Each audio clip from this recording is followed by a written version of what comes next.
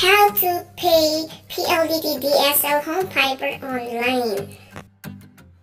Hi guys, in this video, tuturo ko sa inyo kung paano magbayad ng PLDT home fiber or PLDT DSL online via GCash. I-click mo lamang po ang GCash account. Hintayin po natin. Napakasimple naman po ng pagbabayad dito sa GCash using your account po sa ating pay bills. So, napakasimple ang process. Ganito lamang po, if you want to pay your bill online, click pay bill. Yan, and then magbabayad ka ng telecom, nandito ang mga other telco na pwede ka magbayad. Pero sa dito, PLDT muna. So, yan, nandito yung ating PLDT. Payment will be posted within 24 hours. Enter the account number, the area code and cell phone number, the service po. For example, your service is PLDT landline or PLDT DSL. So, piliin mo lamang po dyan. And then, enter the amount. So, and email address. It's optional. So, gagawin nyo po dito, meron ako nakasave dito na biller. Pindutin lang po natin. Nandun na yung mga informations para hindi tayo mag-i-input.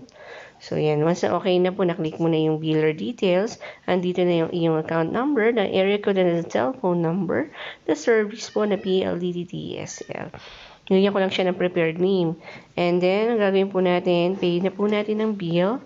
So, yan. Nandito na po tayo sa ating screen. Makikita natin na nandito na yung account number, the area code, the service amount, and email.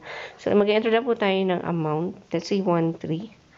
Dito naman sa ating email, it's optional naman kung pwede natin i-enter or not.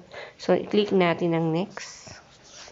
So, dito, magbabayad tayo ng kung saan natin kukunin yung payment source natin. For example, dito kung meron naman ng GCash mo, i-click mo lamang tong GCash.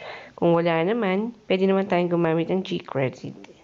Yan, dahil walang laman ng aking GCash wallet, GCredit muna. Next lang po natin.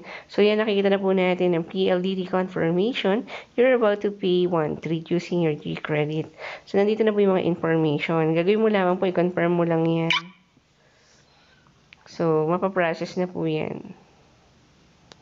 Hintayin lang natin, make sure na yung internet mo ay stable. Ayan, nagkaroon na tayo ng payment received ng PLDT. Nandito na po yung amount paid natin, yung account number, phone number, service, and the reference number, the date today. This has been processed and your payment will be posted within 24 hours. Ito na yung pinaka parang resibo mo na katunayang nagbayad ka ng payment mo ng PLDT home fiber or DSL dito sa GCash. So, ito screenshot nyo lamang po ito para magkaroon po kayo ng receipt na pwede nating i-store sa ating gallery. So, ganun lamang po kasimple ang pagbabayad nitong PLDT natin online, lalo na ngayon napakahirap lumabas to avoid exposure sa labas. Alam naman po natin na nasa alert 3 tayo na karamihan talaga ngayon ng mga tao ay nasa bahay po. So, hindi sila makalabas, makapagbayad sa over the counter or sa mga bangko.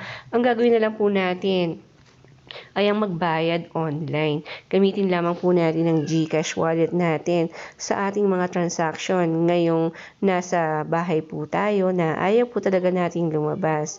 Dahil nakakatakot pong lumabas, alam na po natin na ang virus ay hindi po natin nakikita.